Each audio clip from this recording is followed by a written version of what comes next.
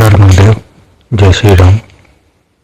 आज हम इस विषय पर बात करेंगे कि कैसे हम जानें कि हमारे शरीर पर आने वाली जो सवारी है वो कोई दैवीय शक्ति है या कोई नकारात्मक शक्ति है।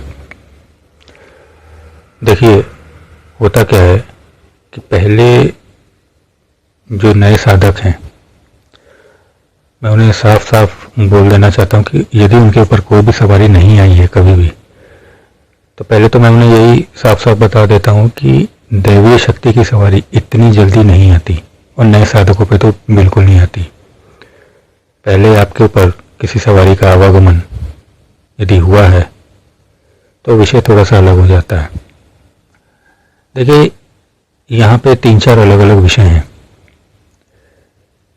जब भी कोई साधक साधना कर रहा है, उसको साधना के बीच में यदि सवारी आती है तो आप इसे पूर्ण रूप से मान लीजिए कि वो कोई दैवीय शक्ति नहीं है, वो नकारात्मक शक्ति है, जो कि सीधे सीधे या तो आपके पहले शरीर से जुड़ी हुई थी, या आपके घर में वास करती थी, या आपके घर परिवार में से किसी के ऊपर वास करती थी, और वो साधना के बीच में ही आके अपने आप को बताने लगे कि मैं ये देवी हूँ या देवता हूँ, और आपसे कुछ कहने लगे। दूसरा विषय यह आता है कि मान लीजिए कि उस साधक की साधना पूर्ण हो गई। अब पूर्ण होने के बाद में कुछ दिन बाद में, या 1 दिन बाद में, 2 दिन बाद में, कुछ दिन बाद में उसके ऊपर अचानक से सवारी आने लगी। आपने बुलाई नहीं, उस साधक ने बुलाई नहीं, सवारी आ रही है। वही अपने आप अपना नाम बता रही हैं कि मैं ये हूँ, मेरा नाम ये है, और मैं तुमसे बहुत प्रसन्न हूँ। देखिए, यहाँ पे बहुत छला जाता है शक्तियों द्वारा भी। इसलिए बार बार क्यों कहा जाता है कि किसी भी गुरु या मार्ग निर्देशक का महत्व क्यों बढ़ जाता है? क्योंकि वो इस पथ से गुजरा हुआ होता है। वो आपको सही तरीके से बता सकता है कि भाई क्या सही है क्या गलत है। तो अपने विषय पर वापस आते हैं कि जब भी वो शक्ति कहने लगे कि मैं ये हूँ, मैं वो करती हूँ, तुम ऐसे मेरी पूजा करो, वैसे साफ साफ समझ जाइए कि वो कोई नकारात्मक शक्ति है। पहली बात तो नकारात्मक शक्ति होगी, वो अपने आप को किसी शक्ति का नाम बताएगी। मैं हनुमान जी हूँ, मैं भैरव बाबा हूँ, मैं माता काली हूँ, या कोई भी शक्ति का नाम बताएगी, या जिसकी आप साधना करे थे उसी का नाम बताएगी कि मैं ये हूँ, मैं बहुत प्रसन्न हूँ तुम पे, मुझे ऐसे भोग दो, मुझे ये दो, ऐसे ऐसे करो, ये चीज़ करो। साफ साफ बोल जाइए, बिल्कुल दिमाग से निकाल दीजिए कि जिस शक्ति की आप साधना कर रहे थे ये वो शक्ति है। क्योंकि ऐसी शक्तियां आके सबसे पहले क्या करती हैं? आपको अपने बारे में बता के वो सीधा अपना भोग सुनिश्चित करती हैं। वही मैंने तो कैसे ऐसे लोग भी देख रखे हैं कि जो अपने कपड़े फाड़ने तक लग जाते हैं। उनके ऊपर भी, जिसे हम सवारियां आवेश कहते हैं, वो ये कहती है कि भाई मैं ये भोग लूंगी, चाहे वो मीठे में हो, चाहे वो मत्स्य मांस हो, मुझे सिगरेट दो, शराब दो, लड्डू दो, जो भी चीज़ दो। मैं आपको सीधी बात बता दूं कि कोई भी बड़ी शक्ति, मैं बार बार बड़ी क्यों कहता हूं, बड़ी से अर्थ मेरा है दैवीय शक्ति। इतनी होने की शक्तियों को मैं नहीं बात करता कभी भी, ना इनकी साधना करनी चाहिए। तो कोई भी बड़ी शक्ति आपके ऊपर जब भी सवारी के रूप में आती है, जो लोग सक्षम होते हैं, चाहे वो आपके साधना के बाद आए, चाहे आप जीवन में कभी भी उन्हें बुलाएं, वो आते ही सीधा आपको भोग नहीं मांगने लगेंगी। यदि कोई हनुमान साधक है, हनुमान जी शरीर पर आएंगे, वास्तविक रूप से हनुमान जी शरीर पर आएंगे तो सबसे पहले जय श्री राम ही बोलेंगे। अब इसका अर्थ ये नहीं है कि जय श्री राम बोले तो हनुमान जी ही हैं। उनके गण भी आते हैं तो वो भी जय श्री राम ही बोलते हैं, क्योंकि वो भी हनुमान जी की सेवा में और भगवान राम की सेवा में ही तत्पर रहते हैं। आजकल की तो नकारात्मक शक्तियाँ इतनी, उनके पास भी दिमाग हो गया है, मरने के बाद भी उनका दिमाग विकसित हो चुका है कि वो भी कैसे छलना है। वो भी संसार को देख देख के सीख चुकी हैं, मनुष्यों को देख के सीख चुकी हैं कि भाई राम जी का नाम लो, शिव जी का नाम लो, माता का नाम लो, लोग वही हमें समझ के पूजने लगेंगे। तो पहला विषय तो मैंने ये बताया कि साधना के बीच में आ रहा है, साफ साफ निकाल दीजिए, वो कोई सवाल ही नहीं है। साधना के बाद भी आ रहे, कुछ दिनों बाद आते ही वो आपको अपना नाम बता के अपनी पद्धतियाँ बताती है, अपना भोग सुनिश्चित करते, भूल जाइए, साहब भूल जाइए, वो भी भूल जाइए कि वो नहीं है। अब इसमें तीसरा विषय क्या आता है? तीसरा विषय ये आता है कि हो सकता है कि जिस आप शक्ति की साधना कर रहे हो उनके कोई गण, जैसे मैं मान के चलूँ उदाहरण के रूप में कि माता काली की कोई साधना कर रहा है, तो उनके कोई गण हो सकते हैं।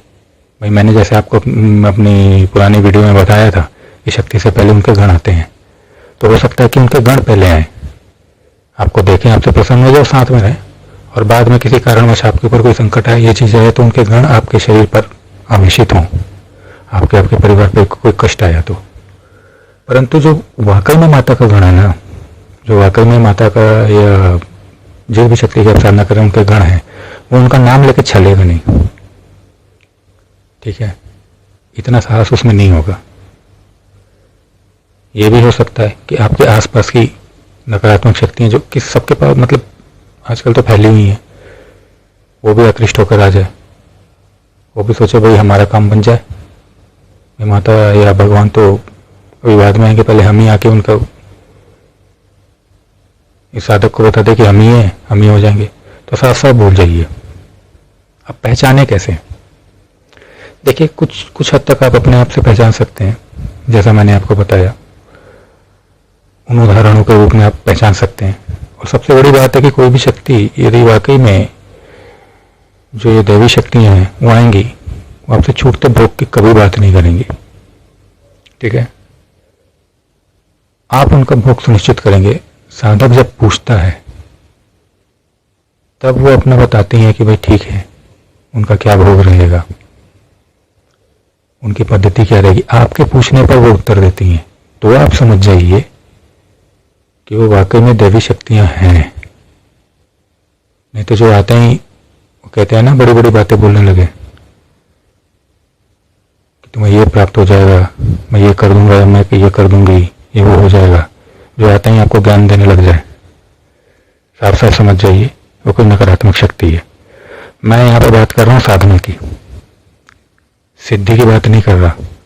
यदि आपको साधना और सिद्धि में भेद नहीं पता है तो मेरी चैनल पर वीडियो पड़ी हुई है, आप जाके भेद देख लीजिएगा। सिद्धि के चक्कर में देखो जो भी व्यक्ति लगा हुआ है, मैं वहाँ पे आपको सीधी बात बता दूं, सिद्धि के चक्कर में लगा हुआ, सिद्धि मिलेगी कि नहीं मिलेगी वो तो एक अलग विषय है। सिद्धि के चक्कर में जो लगा हुआ है, जैसे आपने कोई कुछ चेष्टाएं कर रहा है कि शमशान में जाके भैरव बाबा की सिद्धि करना चाहता है, माता काली की कोई सिद्धि कर रहा था, वहाँ पे तो मैं सीधी बात बता दूं कि वहाँ पे तो सबसे पहले होगा यही कि वो हो सकता है गण के गण या तो फिर शक्ति ही आके आपसे ऐसा भोग मांग ले, ये सिद्धि तो बहुत दूसरी चीज है। वो सीधा ऐसा भोग मांग ले कि आपके पास हो ना। और वहाँ का तो नियम ये रहता है, फिर सिद्धि में तो नियम ये रहता है कि या तो जो शक्ति वो कह रही है वो आप उसी समय या तो आपकी देने की क्षमता हो, नहीं तो आप प्राण से जाओगे। रक्त मांग ले तो रक्त देना पड़ेगा, आपके हृदय का टुकड़ा मांग ले तो वो भी देना पड़ेगा, ठीक है? जो मांग लो देना पड़ेगा, नहीं तो आपको अपना प्राण देना पड़ेगा। ये सिद्धि के चक्कर में लगते हैं। बड़ी शक्तियाँ वो सब होता है सिद्धि वाले खेल में। मैं बात कर रहा हूँ साधना की,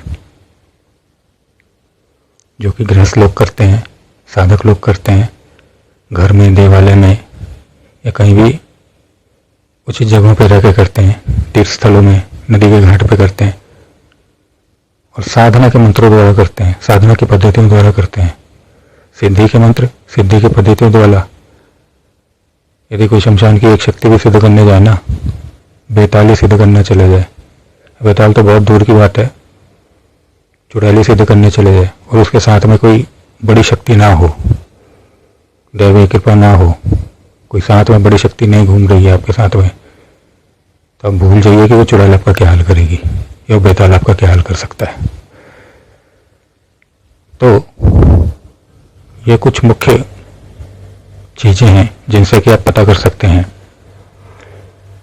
कि आपके ऊपर आने वाली जो शक्ति है वो दैवीय है या नकारात्मक है। दैवीय शक्ति का आगमन आपके बुलाने पर ही होगा, और जब वो आएंगी तो आपका शरीर बहुत हल्का और आपको बहुत अच्छा लगेगा। ठीक है, मन में कोई चिड़चिड़ापन और मन में एक नहीं रहेगा, मन में कोई चिड़चिड़ापन और एक अलग उत्साह से भर जाएंगे। जब ये नकारात्मक शक्तियाँ आती हैं, ये जो चलने वाली शक्तियाँ आती हैं, तो आप अचानक से आप अपने अंदर से क्रोधित होते रहोगे, क्रोधित रहने लगोगे। सवारी पर भी बैठे रहोगे तो क्रोधित रहोगे, आपको गुस्सा बहुत आएगा, बार बार आपके मुंह से अपशब्द बहुत निकलेंगे। ठीक है, ये एक अलग विषय है कि क्रोध में जब शक्ति आती है तो क्रोध दैवी शक्तियों को भी आता है जब सामने वाली शक्तियां दुस्साहस करती हैं, मगर उनके क्रोध का तरीका अलग होता है। ठीक है, माता काली आते हैं, ये नहीं कहने लगते कि भैया मुझे ये दो, मुझे भोग दो, मुझे ये दो, मुझे खप्पर भरो, मेरा ये चीज़ करो, ये जैसा दिखाया जाता है। ये कुछ नहीं, ये आपके शरीर पे आके जो ऐसे खेल कर रही है, यानी कि फिर वो दूसरा ही खेल है। हाँ, जैसा मैंने बताया, आप सिद्धि के चक्कर में लगे हो, साधना में हो, तो वहाँ का विषय पूर्णतः अलग है, पूर्णतः। तो दैवी शक्ति जब आपके शरीर पर आएगी तो आपका मन अंदर से उत्साहित रहेगा, बहुत ही ऊर्जावान रहेगा, और वो आते ही, जैसा मैंने बताया, आपको ये नहीं कहेगी कि भाई मुझे ये भोग दे, मुझे वो भोग दे। हाँ, वो भी क्रोधित होती हैं। कब होती हैं? जब सामने वाली शक्ति दुस्साहस करे उनके सामने, तब वो क्रोधित होती हैं। तब वो भी अपने क्रोध रूप में, प्रचंड रूप में तभी आती हैं। ऐसे नहीं कि बिना बात के वो हाथ पैर पीटती रहें। तो आशा करता हूँ मेरे द्वारा दी गई छोटी सी जानकारी से आपको समझ में आ जाएगा कि सवारी में आप कैसे पता कर सकते हैं कि आपके ऊपर आने वाली शक्ति जो है वो दैवीय है या आसपास की कोई नकारात्मक शक्ति है। हर हर महादेव, जय श्री राम। हर हर महादेव, जय श्री राम।